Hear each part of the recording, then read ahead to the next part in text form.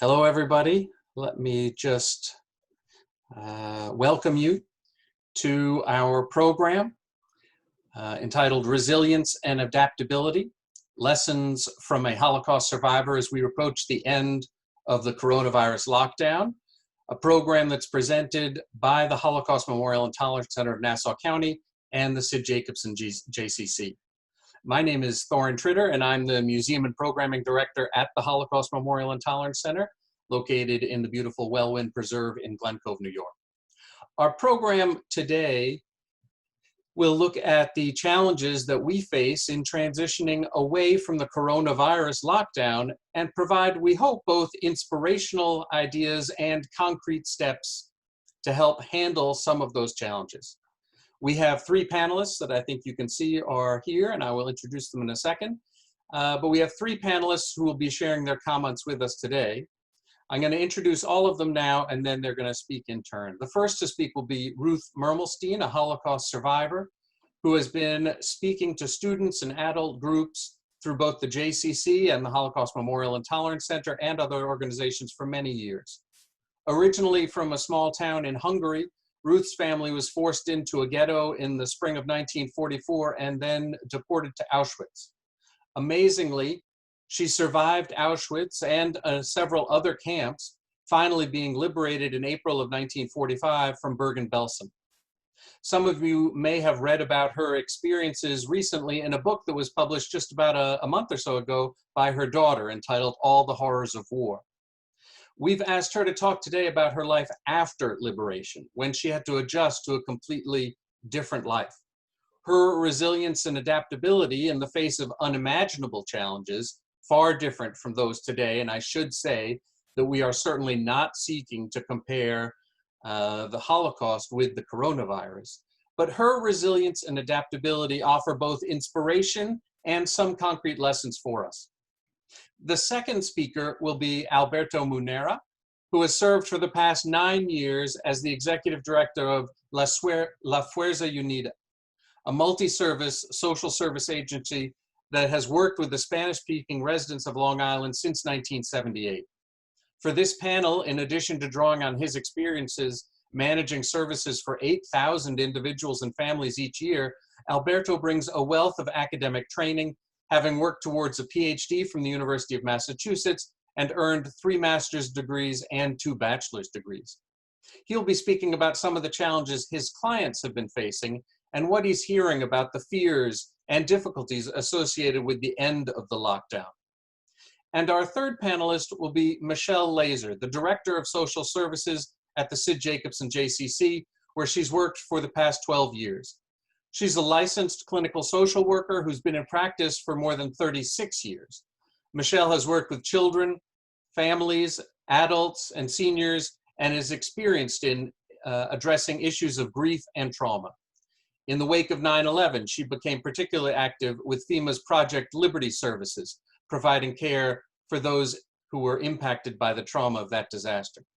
Michelle also has a personal connection to the Holocaust, as her late mother was a Holocaust survivor, and her late father helped to liberate the Nazi concentration camps at the end of World War II. Before I turn things over to Ruth Mermelstein to get us started, let me encourage all of you to pose any questions you have using the Q&A button and typing your question at the bottom or the top of the screen. We'll set aside time after the end of the panel discussion to make sure to answer your questions, and we're eager to address the concerns that you have. So please let us know what your particular questions are and what you're thinking about. Okay, with that, let me turn things over to Ruth to tell us a little about her experiences. Ruth? Thank you very much, Thorin. Thank you for the nice introduction. Yes, I'm a Holocaust survivor, but that has nothing to do with what's going on right now. We all know that we are in the biggest crisis, health crisis in human history, at least for a century now, and everybody is suffering more or less from it. You have to be able to adapt and to learn to live with the situation the way it is and make the best of it. I always felt that you have to have hope things are going to improve. We have to try to be good to ourselves and try to help others and to trust in God and trust in yourself too, that things are going to to get better. Everybody is suffering now. The coronavirus epidemic is a terrible thing, and many people are dying and getting sick. And of course, everything is upside down. Yes, it sounds like it's the end of it. We are almost at the end of it, but I don't believe it. I think it's going to go on for a longer time, and things might even get worse before it gets better. But we all have to have hope that things are going to turn to the best. We have to live with hope because that's all we have. Yes, surviving as a kid, being very sick at the end of the war, I couldn't make any decisions for myself. I had to leave all the decisions up to others. But I managed, I trusted in myself that things are going to be good, and I had to trust others too, because I had no choice. We had very little choice. Throughout the Holocaust, I had no choice at all. I just had to follow orders and do the best that I could, even though conditions were horrible. But nowadays, we try to help each other, and we live in a different world. If anybody wants to ask me some questions, I'd be happy to give. I know that the Holocaust was a time where people lived under inhuman conditions, and I survived it. I think you have to have core strength and have to be able to adapt and to make the best of every situation. Ruth, I know that you, after the liberation, you moved to Sweden for a time. Could you tell us about where you moved and how you managed that change of an entirely new language and new culture? Yes, I was very sick, so the Swedish Red Cross came into Bergen-Belsen and took several thousand people, sick people and some who weren't sick, to Sweden. And we had to trust the Swedish government. The Red Cross was wonderful, and the government was even better. They tried to help us in every way they could. I mean, I was in and out of different hospitals, and because I was still very sick for many years. And then when I got older, I had to support myself. I had to go to work, and I had different kind of work. And I also went to school, and I did the best with my life I could. I really struggled, but I achieved what I wanted to. I was very happy to be able to make the best of my life there in Sweden, and also managed to come to America. Well, could you tell us a little about gaining trust or confidence in other people? I imagine that after the war, it was hard to trust people, and yet you had to, as you said. What enabled you to make that change? I had no choice. I had to trust the people that made all the decisions for me, because I was still a kid. I was only 15 years old after I survived the war. And the decisions were made for me, and I had to learn to trust people. Of course, in the concentration camp, you couldn't trust anybody, not even your friends, because, if you had a little food, they would steal it for you, because everybody was looking out for themselves, trying to survive. So I learned to trust people in Sweden, and because they all meant well. And yes, I had to go to work to support myself, and it was very stressful, because after my first real job was working in a hospital in the operating room, and when the surgeon opened up the patient and seared the flesh, it brought back the memories of Auschwitz, burning flesh, and I fainted, and they had to wheel me out on a gurney. But when I came to, I thought to myself, I saw much worse. I can put up with this. And I worked in the hospital for a long time till I got sick there, because the stress of maybe I will have the same operation and I will be lopsided, because they're going to take out ribs from my back and operate on my lungs. Gave me so much stress that I got sick. Of course, they didn't want to tell me right away. I had to go for X-rays every 3 months. They didn't want to tell me right away that my lungs got worse, because I was under stress. So they sent me first to rehab for 6 months, and then I came back to the same hospital where I was became a patient, and I was there for another 8 months, and I was lucky because my sister was also working there in the same hospital. We were working together in the hospital there. I know that you've spoken before about at some point, your employer, was it, who told you that you needed to learn to smile and that you had a kind No. of fierce demeanor after the war, and yet you learned now, I know of you, a very positive person. How did you go through that change? Well, I was always a very serious girl. When I went to a doctor, I wanted to go to Palestine, where all my friends went. Most of my friends went to Palestine after the war from Sweden. And I went for a checkup, and the doctor says, no, we cannot take you because we only need healthy women, healthy people to work. And you go around like you are carrying the whole world on your shoulder. You look so sad. You have to do something about that. You have to go see Charlie Chaplin and the Three Stooges, and you have to learn to laugh.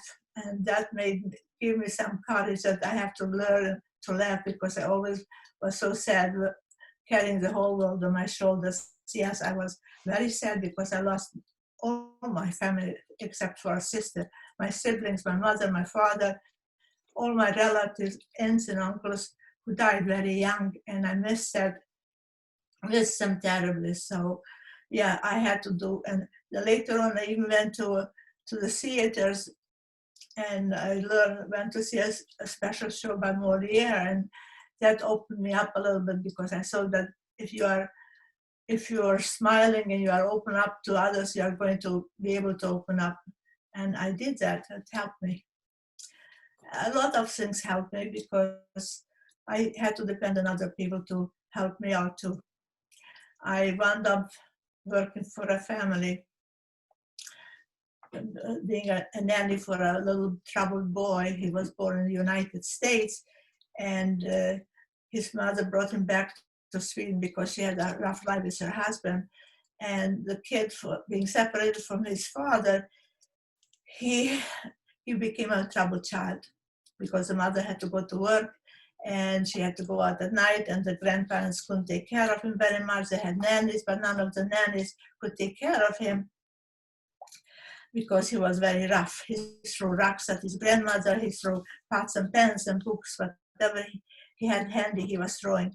So the family invited me to help out during the Passover.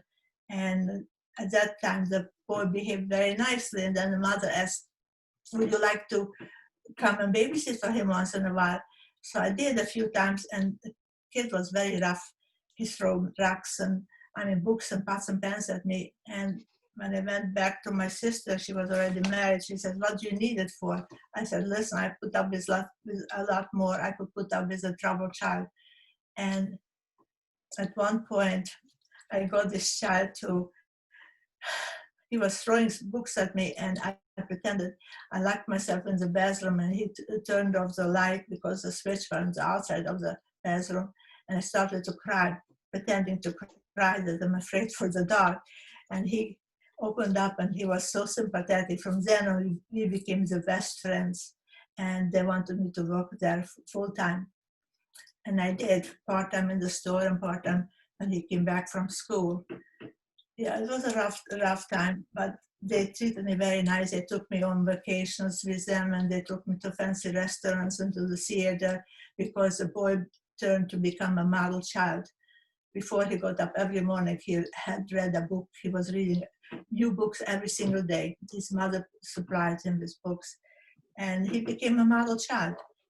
And yeah, we corresponded even when I was in this United States, when I left about a year later. Yeah, you have to use your head a lot, because when the people found out that I was sick, because I had to go every 3 months for x-rays still. I came to the United States with a stack of x-rays.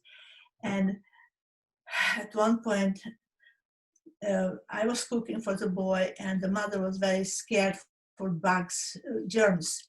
Every time we came in from outside, playing outside, you have to wash your hands, you have to be very careful not to bring in any germs. You have to. Meanwhile, I had tuberculosis, and they didn't know about it. And the stress about that nobody should catch it from me. They had the lady of the house, the mother of the boy. She had a younger brother who was a doctor. He used to come to dinners, and I used to make him food, and he used to ask me questions. He was a very nice man, and he asked me, and I put my hands in the back and crossed my fingers. I shouldn't give myself away that where I was, that I was in hospitals and so on. So, but he had the feeling that if I had tuberculosis when I came to Sweden, that they wouldn't have let me go out into the public to give the spread the disease. So anyway, when I went for my X-rays and they found out that I had a relapse because the stress of being with this boy was so stressful that they shouldn't find out that I had disease, tuberculosis. I got sick again. I wound up another year and a half in a rehab in a hospital. I spent a lot of time in hospitals in Sweden, but the Swedish government was very good to me. And yeah, and they found out that they all went for tests and nobody got sick, so they sent me packages at the rehab and they came to visit. And when I came back out from the rehab, I went to Swedish school, to Swedish high school. I wanted to catch up on my education, but I still went to babysit for them because we became lifelong friends. Life was hard, but I made the best of it every time. Yeah, I wound up in rehab and in hospitals, but I never stood idle. I took correspondence courses and I did all kinds of therapeutic work, and I always was active. And you have to be active and you have to be productive and you have to learn whatever you can and make the best of life.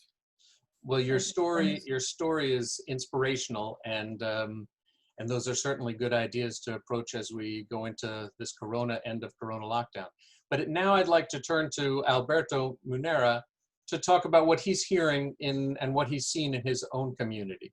Alberto, can you talk to us more about what you're seeing? Yeah, good afternoon all. Yeah, the coronavirus has not only been affected the world at large, but has negatively impacted the low-income and minority populations of the United States. Due to the very limited resources that these populations have, they have been faced with the difficult choice of stay home or and to protect their loved ones, or go out and make ends meet, putting themselves at risk, contracting the virus, and in turn propagating the infection to their loved ones and communities where they live. According to recent research, it has been determined that the greatest amount of death due to the pandemic in the United States have been minority population, especially African Americans and Latino communities. Our target area of the city of Glen Cove has an enormous low-income Hispanic population that were let go from their jobs due to the pandemic and economic crisis, leaving them unable to pay for their most basic necessities. Since a great amount of these Hispanics are undocumented immigrants, filing for unemployment isn't even an option, leaving them with in great dire needs for assistance. While there are a lot of community resources available for them to receive food, assistance in the housing field hasn't been an option yet. I have a few statistics. 27% of the Latinos stopped paying their mortgages due to the COVID-19.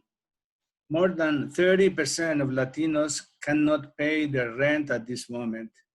Latinos are the silent minority suffering the COVID-19 impact.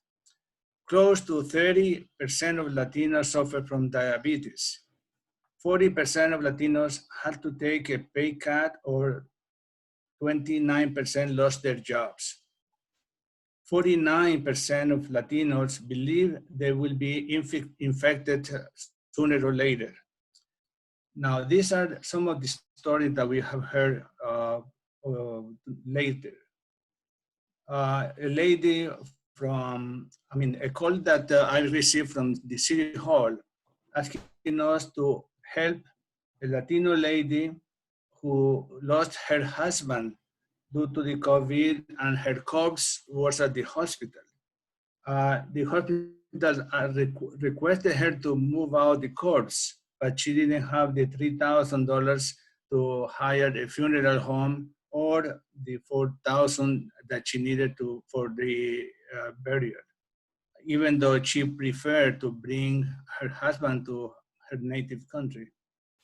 I got a call from the uh, Empire Justice Center asking to help a lady from Oyster Bay who was forced to vacate her apartment without eviction illegally. And she was homeless, and she had no money to pay the rent or even to move out. Also, our outreach coordinator found that 3 homeless day workers that used to work with La Fuerza have died. We tried to trace them, and we couldn't get information where they were or even their names. Also, we were forced to cancel our ESL program for adults just because the population didn't have tablets, laptops, or Wi-Fi. And that left us with the having to enforce the distance learning instruction for the after school children uh, who were part of our program before, and that were held by the district, but they needed a special assistance, and their parents couldn't really help them out because they were either they didn't have more than primary education. Uh, so the challenges that we have right now are the following. We need to change the paradigm of our service delivery system from one-to-one approach to remote counseling, virtual instruction, virtual empowerment, and reset the standards for trust and accessibility. To confront the digital divide that makes our Latino communities more vulnerable, more dependent, more displaced, and push them one step back to catch up with the standards of socioeconomic immersion and competitive environment. 3, we have to get past the pandemic and acquire new jobs, find affordable childcare for their children, catch up on debt acquired. 4, balance the basic immediate needs with furthering education and empowerment. And 5, deal with the anxiety of possibly becoming sick with the virus, losing a job, how to afford daily life, possibly losing your housing, educating their children, and being quarantined. Now, La Fuerza has been working for 41 years, providing multiple services to the Latino community, not only in Glencoe, but nearby communities, and sometimes in Nassau and Suffolk. We are a 501c3 organization that has been approved by the HUD to help the Latino communities. And we are member of many organizations like the National Council of La Raza, the Hispanic Federation, United Way of Long Island, the Homeownership Protection Program of New York State, the New York State Neighborhood Preservation Companies, the Glencoe Chamber of Commerce, Nassau County Youth Board, Long Island Community Voices, New York Immigration Coalition, New York for Responsible Lenders, Glencoe Interagency Council, the Social Justice Coalition of Glencoe, and many more. Okay, now our primary programs target children and youth services, adult services, and housing services. For the children and youth services, we provide after-school programs for elementary school children and for middle school children. The adult services provide family assistance with entitlement application and counseling, English as a second language, financial education and workshops, computer training, citizenship and integration education, and job placement, facilitation, and mediation for day workers. As to housing services, we have an integrated program that deals with basic first home buying, counseling. Also, we have one of the largest foreclosure prevention program counseling in Nassau County, and we've been doing this for the last 12 years. Now, the practical decisions to be made immediately. One, we have to design a plan to bring back either physically or virtually our clientele to the levels prior to the pandemic. Two, brainstorm over how to look for the resources to meet the new and old needs of the Latino community. Three, become proficient with the available technologies to be used in our counseling programs, be it job placement, homeownership, foreclosure prevention, rental mediation, and family relocation, entitlement services, etc. And four, train ourselves as a staff of the agency to deal with our clients and their families' sense of insecurity, displacement, lost dreams, food scarcity and affordability, healthcare resources, retraining of the labor force, and cope with the overall emotional aftermath of the pandemic. Thank you so much. That's it. If you have any questions, just let me know. Thanks very much, Alberto. Let me turn now to our last speaker, and let me correct, I think I misspoke about her title. She's a licensed clinical social worker, Michelle Laser, and she's the Director of Social Services at the JCC. Michelle, can you tell us some thoughts about what we should do to handle this transition? Oh, I think you're still muted, Michelle. Oh, There you go. thank you. And now I have, there we go. Thank you so much for inviting me to speak this afternoon, and I'm very impacted by my fellow panelists, Alberto and Ruth, and their very impactful comments on those impacted by the war, those impacted by COVID. What I noted to myself is that COVID-19, this pandemic, is really a shared traumatic reality. All of us on Long Island, all of us in New York, all of us in the United States, all of us globally have had a shared traumatic reality of dealing with this pandemic.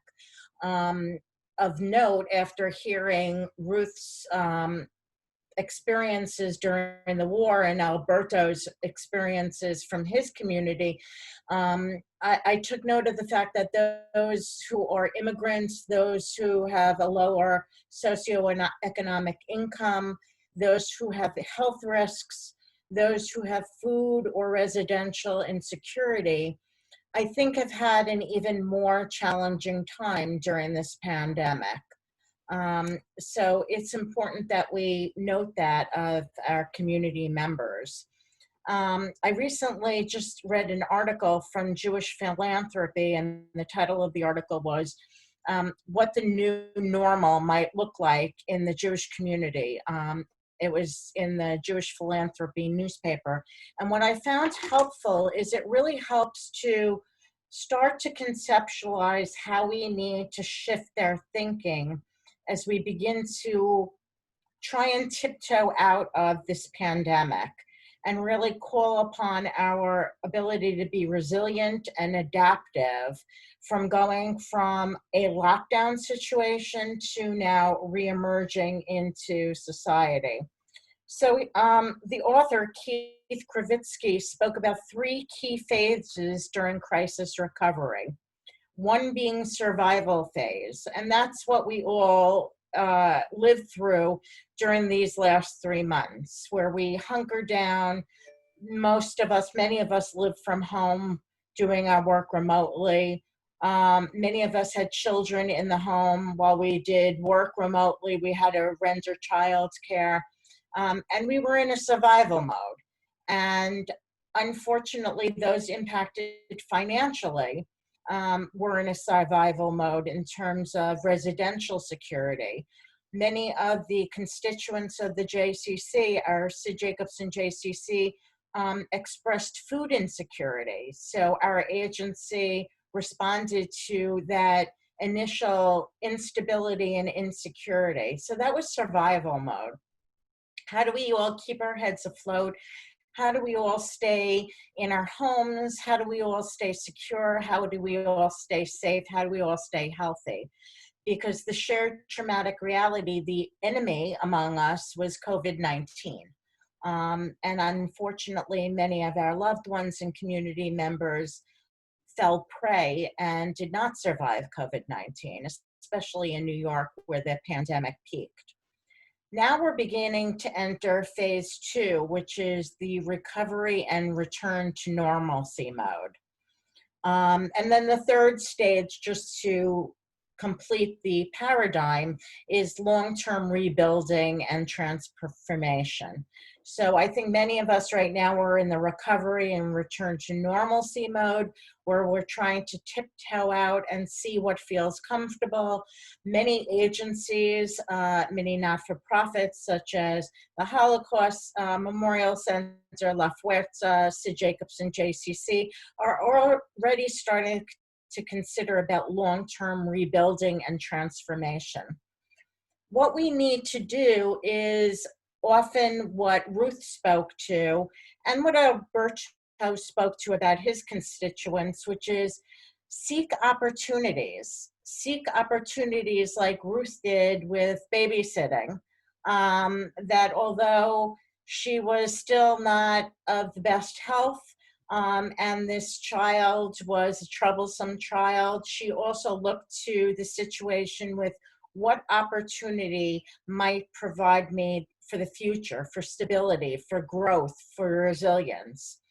So what it's important for us to think about is that although crisis is disruptive, that disruption can also provide opportunity. And it behooves us to look at that disruption and see what opportunities may now exist for the future. How can we change the way we've been doing things? How can we change the way we've been living or working or relating? And what opportunities are there for the future? Many of us have, within the blink of an eye, become experts at Zoom meetings. That has been more challenging for some than for others, but it provided many of us with an opportunity for growth. We've all become a little more technologically sophisticated. We also have learned who in our family we can turn to when technology crashes and we have no idea what we're doing. So it provides opportunity, and it's important for us to look at that. What did we learn from this lockdown? Did we learn to go outside and look at the flowers blooming that may have been growing in our neighborhoods all along, but we never noticed it before? But now that we've been locked down for 3 months, we go outside our front door and we're grateful to see the flowers and the trees blooming. Are we now grateful every time we see our family members, even if it's on Zoom because we've been disconnected for so long? Are we grateful for the jobs that we do have?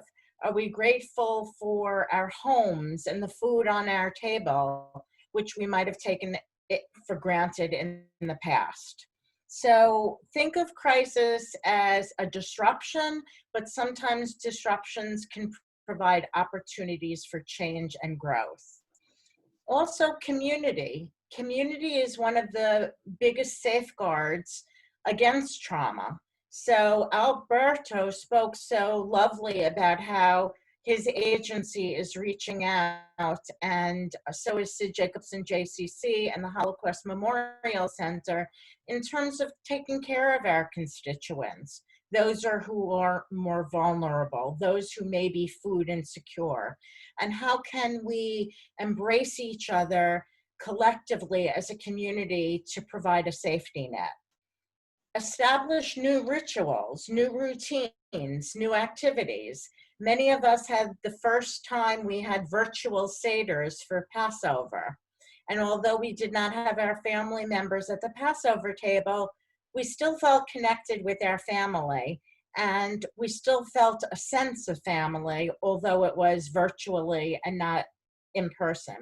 And maybe we have to continue doing virtual programming in the future for those who don't have transportation, or for those who remain at risk in terms of health. Maybe it would be safer for them to communicate and connect with community members virtually rather than face to face. And it also provides us with an opportunity to shift priorities. What's really important? Is getting the new flashy car important, or is having an opportunity to sit with your loved ones and share your good fortune and also get support and love from each other through the trials and tribulations? What's really important? What are our real values? So just be mindful that as we emerge, it's indicative of change. And change is hard for most human beings. So take a breath and be kind to yourself. And when you reemerge, realize that you went from almost a cocooned environment in your home to going outside where your senses maybe are reawakened. And for some that may be joyful, and for others that may be a little anxiety provoking. All of a sudden you're seeing some people with masks and some people without masks, and some people are social distancing and other people are coming a little too close, and that feels scary. So it's okay to feel a little anxious because we're changing right now and it's unknown. And we don't know how the virus will continue. We don't know if we're out of the woods. We don't know if there'll be a second wave. So if you do feel particularly anxious, a very helpful technique is called the grounding technique, whereby you employ your senses and you say to yourself, okay, I'm feeling a little anxious. I'm feeling a little overwhelmed. I may feel a little bit panicky. So I need to engage my senses. So ask yourself to identify one thing that you see that's beautiful and makes you happy. One thing that you smell that makes you feel comforted. One thing that you hear, and maybe that's a bird chirping in the background. One thing that you can touch that maybe makes you feel secure or comforted. And I'm trying to think of the fifth thing, one thing that you taste. Do you taste your morning breakfast of waffles or a bagel with a schmear? And really employ your senses to try and bring you back to the moment. Because sometimes what anxiety is it's about worrying about the future. And there are a lot of unknowns right now in the future. So we really need to do what we can to bring us back to the here and now, this moment. This moment, my family members are safe and healthy. This moment, I have a job. This moment, I may not have a job, but I still have a home. And I have loved ones that are bringing me food.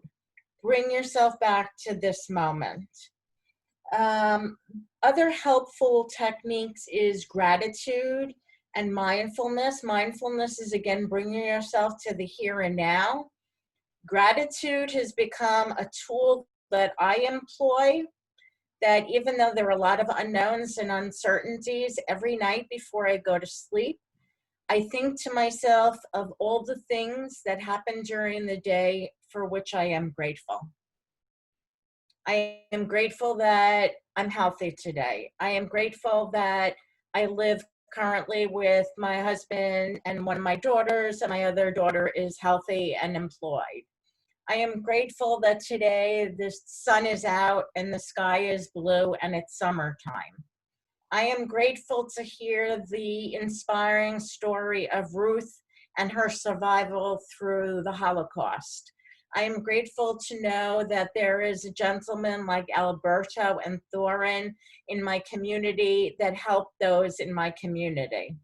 So really every day reflect on, okay, I may be anxious about X, Y, and Z, but I'm also grateful for an enormous amount of things that I no longer want to take for granted, because life can't be taken for granted. The other thing is make sure you eat well and exercise and stay connected. For those who are socially isolated, it's very important that we check in on them and that they reach out to us and stay connected, either virtually, by text, by email, or by the old-fashioned phone. And those who can see each other in a healthy, socially distant manner with masks and socially distancing one another, if you can remain connected and meet your loved ones or your friends in a park wearing a mask, it's really healthy to stay connected. And then I'm gonna leave you with one last thing that I came up, actually, I developed this quick tool, it's called the 4 Ps during the pandemic. And I created that at the height of the pandemic, and now I've expanded it to the 5 Ps during the pandemic. And I'll tell you what the 5th one is about at this point in our journey. So the first P is pause. Take a moment, breathe, and just pause. And feel your feet on the ground and feel the support of the chair, and pause and take a breath. Because sometimes when we're anxious, we stop breathing, believe it or not. So take a breath. So that's pause. The second is partnership. So for those of us who live with significant others or family members, you may find that there's been some friction and some conflict and some tension during this lockdown. But the truth of the matter is that we need each other. So think about what your strengths are, think about what your partner's strengths are, and see how you can partner and collaborate with each other, playing to each other's strengths. And for those who are socially isolated, reach out and find family members, friends, and community members with whom you can partner, and you look to them for their strengths, and then in turn, they can look to you for your strengths. So the second P is partnership. The third P is persistence. And I remind you of the proverb, if at first you don't succeed, try again. So in times of crisis, it's important to persist, as I'm sure Ruth and many survivors can attest to. My late mother had always taught me, where there's life, there's hope. So persist. If things are frustrating today, wake up and try again tomorrow. Tomorrow always brings a new opportunity. So continue to persist. Number 4 P is patience. If it doesn't work yesterday, try again today. If you fight with each other and your loved ones, be patient. They may have had a bad day, or you may have had a bad day and you may be in a bad mood. And then be patient and loving and kind to yourself. And be patient and loving and kind to your loved ones and your colleagues and your friends and your community members. Because remember what I said at the beginning, this is a shared traumatic reality. So be patient. And the last P that I created at this juncture of the pandemic, which is particularly important for this phase, is preparation. Prepare. So what I do is now when I go out, I've made myself a COVID-19 preparation kit. And I have it by the credenza by my door. And in it, I have Lysol wipes, I have alcohol wipes, I have hand sanitizers, I have masks, I have gloves. And recently I talked to a parent, and she couldn't understand why her 15-year-old son wanted to socialize with his friends, and he didn't have his masks, and he didn't have his gloves, and he didn't have his hand sanitizer. And I explained that a 15-year-old boy's job at this point in his life in summer is to socialize with his friends. So he may not be thinking about how to do it safely. So you need to prepare a backpack that's by the door with mask and gloves and hand sanitizer, and explain to him that it's about protecting yourself, it's about protecting your senior family members, and it's about protecting others in the community. So the fifth P is preparation. And if you are prepared ahead of time, when you go out and you have all those tools, you may feel a little more secure. So I hope that helps a little bit at this stage of the game in the pandemic, and we all remain here for one another. So thank you. Terrific, Michelle. Michelle, thanks very much. Very helpful. I just want to encourage everybody, if you have any questions, please feel free to type them in the Q&A chat. I see there are a couple of questions that people posed for you, Ruth, asking about what helped you keep going when things were rough. If there was any particular thing that made you keep going, or what inspired you? I think I always was optimistic. I trusted in God, and I hoped for the best always. That what kept me going. I always had a positive attitude to things, and I was always keeping busy and trying to do my best to be kind to others, and that's what I did. That's what kept me going, to be busy, to be active, and to participate with activities. That's what kept me going. Okay, thank you. I had a question for you, Alberto, which was about, is there something that people can do to help those folks in La Fuerza who you're working with? Is there one or two things where you could say, you know, Thorne, this is really where the help is needed? Basically, we have tried to look for funding for the temporary housing relief.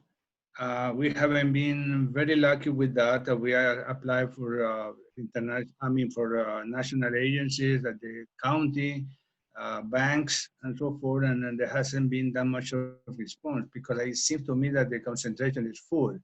And as you know, there is plenty of organizations in Glencoe providing food emergency, and even Long Island organizations distributing food in Glencoe and all nearby communities. To me, is the lack of jobs and the lack of housing, and that's what most of our work has to concentrate on. We still have some funds for the temporary housing relief for those families that are more vulnerable, who have lost their jobs and cannot really pay their rent. Because again, you know, those who cannot pay their mortgages, there is a foreclosure forbearance. They can really wait, but the rent cannot wait, and that's an issue for us, very important, and we are doing whatever we can to address that situation with our clients. Yeah, the statistics you shared earlier were certainly frightening. Thank you. Yes, yeah. I see, Ruth, you're getting another question from the audience here. Somebody asked, what surprised you the most at the end of the war, and how long did it take you to understand what the new norms of life in the post-war period were like? So what surprised you, and how quickly do you think you adjusted? It took me a while, because at the end of the war, I was beaten up to a pulp and I didn't know what was going to happen to me. So it took me a while to come to, and I was just hoping that my sister would find me before I was dying, because girls died every single day, but the 10, 12 girls died every single day in my room, but I survived, and I was just hoping that my sister would find me. It took her 3 weeks to find me in Bergen, Belgium, because there was such a commotion going on. Nobody knew where anybody was taken. I was taken semi-conscious to a room where they took other girls, and all those girls died, and I just wanted to live. I just had a very strong desire to live. Life is very precious. Everybody wants to live, but I don't know why I survived and the others didn't. I tried to make the best with my life. Okay, thank you. Thank you. And I think we're going to wrap it up there. I'd like to thank all three of our panelists, Ruth Mermelstein, Alberto Manera, and Michelle Laser, all for being part of this discussion and giving us some things to think about and some lessons and ideas to help us tackle the upcoming challenges. So thanks to the three of you, and thanks to all the viewers who are here. I hope you all have a lovely afternoon. Thanks very much. Thank you very much. Thank you. Bye-bye. Thank you.